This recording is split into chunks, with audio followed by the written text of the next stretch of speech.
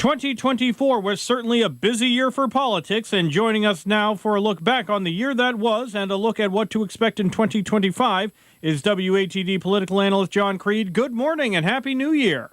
Happy New Year to you, Dan. We got up to do this, and let's look at the big story for 2024 is Trump wins to be president number 47, and only the second one to get a split term. And the first one, of course, being Grover Cleveland. Correct. And also, that was a win for the Republicans, and also they did well in both the House and Senate races. Yeah, but very narrowly, and I don't know what that will do to the Trump agenda, because the margin of error is one in the House. And the other thing is about the big speaker. On Friday, the House of Representatives has to pick a speaker, and the present speaker is in trouble even with his own party, and the Congress can't do anything, including certifying the election on January 6th if they don't have a speaker. But he did get a Trump endorsement. Do you think that will help him secure the spot, or do you think his spot is still in jeopardy?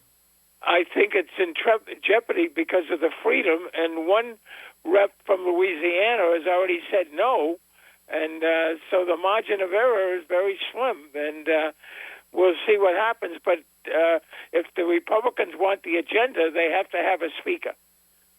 Now, there were also elections for local and state offices, and with a new session set to begin on Beacon Hill tomorrow.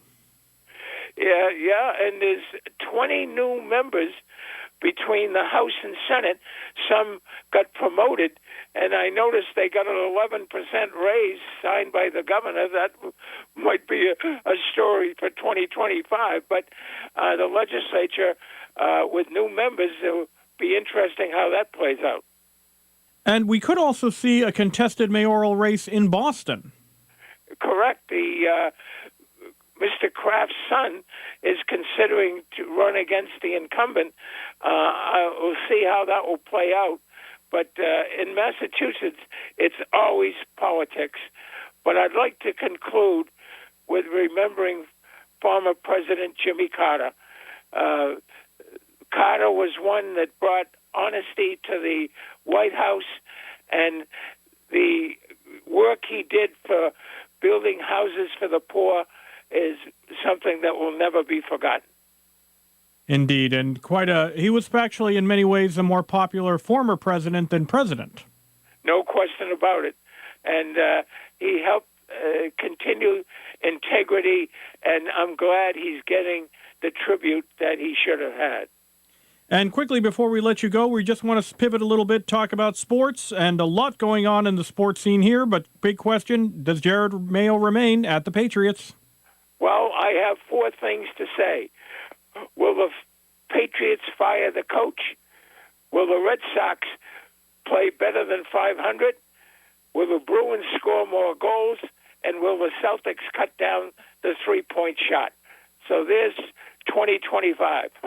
Well, a lot to watch out for in this upcoming year. Thank you so much for joining us. We do appreciate it.